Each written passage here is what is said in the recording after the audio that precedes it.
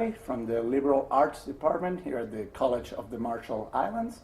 And today I'll be joined by Matula Joya. He is the Imam of the local Ahmadiyya Mosque. Hello, Imam. Welcome. Thank you for having me.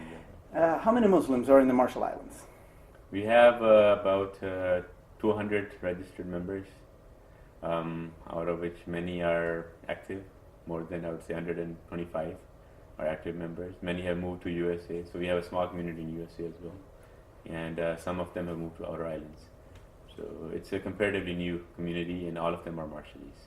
Okay, are all of them converts, or were there established Muslim families before your arrival? Most of them, about 95% of them, are converts in the last few years, and while the other 5% are those who were converted in earlier, than the mosque. So our major conversion took place after 2012, after the opening of the mosque here in Uliga.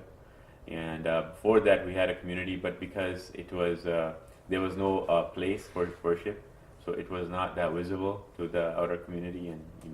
And since we had the mosque, then we have a lot of people coming in. Now, this is a very stronghold of a Christian country because of all the missionary past, and not only the Marshall Islands, but also other countries in the Pacific area.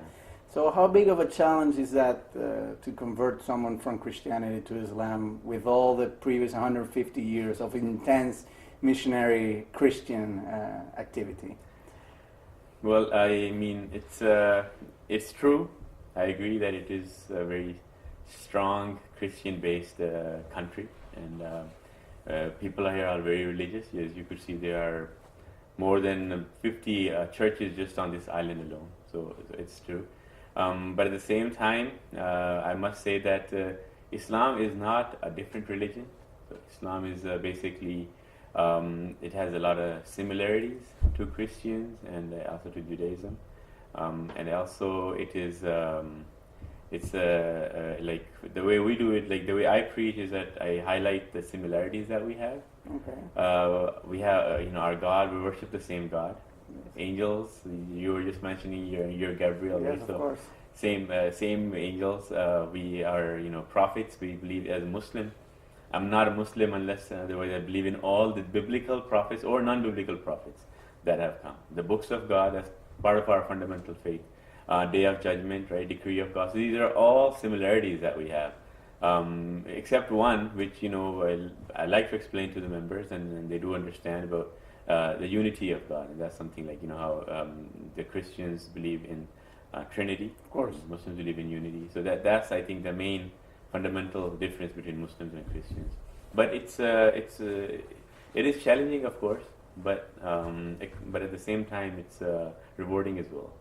Of course. What other practical challenges do Muslims face in the Marshall Islands in terms of worship? And I don't think there will be a lot of discrimination against Muslims here because this is a very tolerant society. But American influence is always felt, and if there is some Islamophobia in America, well, inevitably there will be some Islamophobia as well in the Marshall Islands. So how much of an issue is that for local Muslims? In the beginning, first of all, I have experienced the opposite over here. I've noticed that Americans are more friendly over here. Yes, absolutely. Compared to the locals, and that's probably because they are at least used to diverse communities, or they have seen Muslims or other cultures in their country because it's a diverse country. So, but the locals, you're right, it was very difficult in the beginning. In 2012 when I came, when our mosque was inaugurated, we had people throw eggs on our mosque. Okay. Hang cans of beers on there, just to show how we're unwelcome here and stuff like that. And that was primarily due to their fear of being targeted, God forbid, as as the media portrays Islam to be. So with the gradual passage of time, I think it's God's grace that we were able to remove this misunderstanding or this myth from people's minds that Islam is not a religion of terror. Rather it's the opposite. It's a religion of peace, love, and harmony.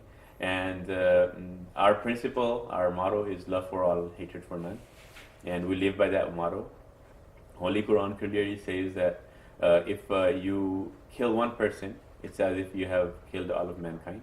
And if you help save one life or one person, it's as if you have saved all of mankind. So based on this principle of the Holy Quran, we try to do a lot of humanitarian efforts and works on island. That includes blood drives, education, getting back to school for so many kids who cannot afford who are being neglected. Similarly, computer training classes, humanitarian services, medical missions we have almost every year. So all these and so many other activities. We have meal service for anyone who's our guest or who would like to come and join us for meal. For the past 3 years, we've had a meal service open to public.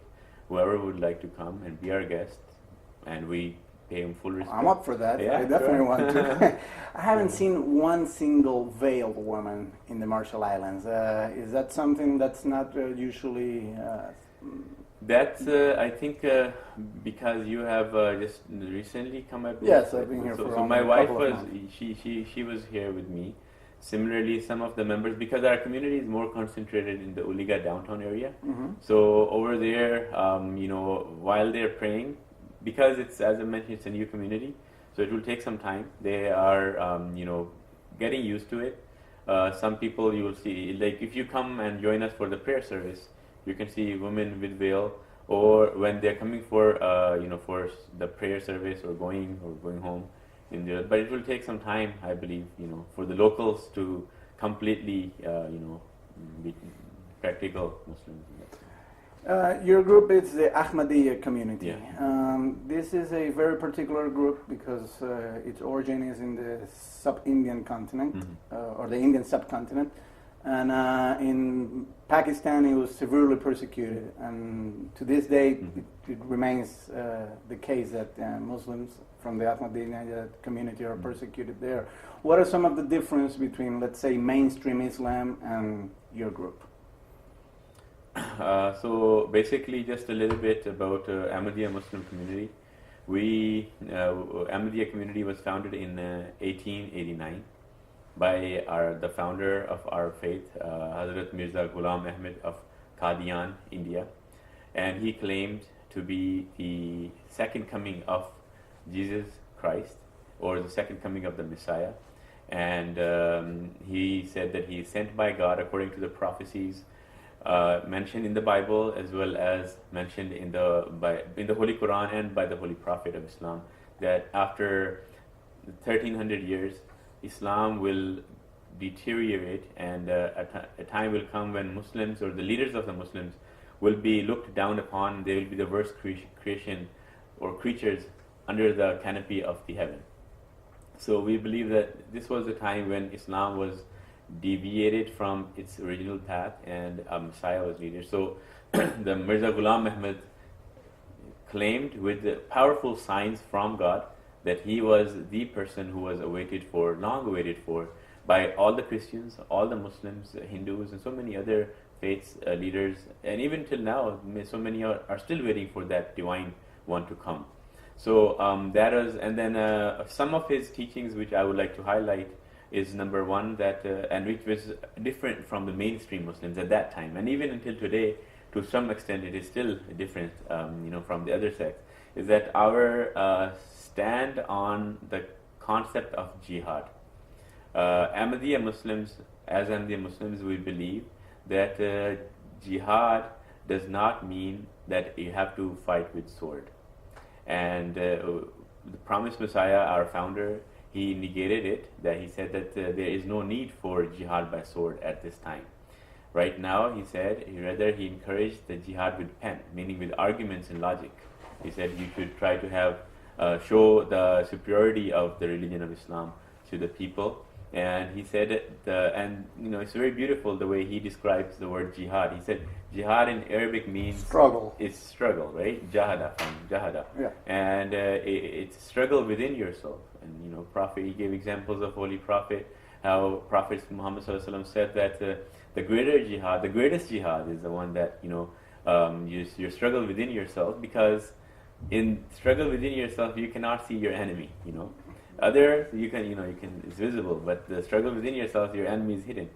So that is something that that we try to highlight and we promote, and we condemn openly about the whatever is going on or whatever the extremists are doing, and that is beyond the comprehension of not only as a Muslim but as a human being as well. There is no religion, there is no faith, there is no society. There is, I would say, no ideology that could go to so much, down in as far as killing children or women or elderly, and that is totally insane. And that's something that we negate publicly, and we're not doing it now. As I said, it was by our founder, Promised Messiah, who said that more than 125 years ago. Imam, thank you very much for coming. We've run out you. of time, but I hope that you come back and you can enlighten us a little bit more about Islam and Islam in the Marshall Islands. Thank you very much. Thank you very much. And thank you to all viewers for having watched this video, and I hope I will see you some next time.